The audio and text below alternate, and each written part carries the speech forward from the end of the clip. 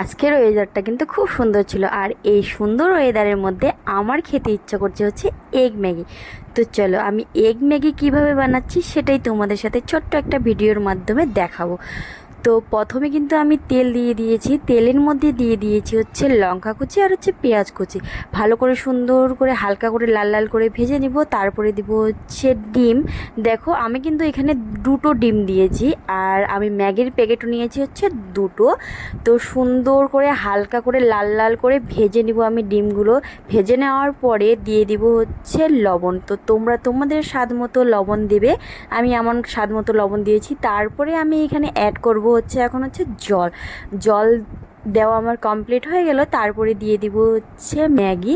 তো দেখো ফাইনালি কিন্তু আমার ম্যাগি দেওয়া কমপ্লিট হয়ে গেছে, আর আমি কিন্তু কিছুক্ষণের জন্য ঢেকে রাখছিলাম। তো ঢাকনাটা এখন আমি তুলবো। দেখো ফাইনালি কিন্তু আমার ম্যাগি হয়ে এসেছে, আর এখন দিয়ে দিচ্ছি আমি হচ্ছে ম্যাগির মশলা।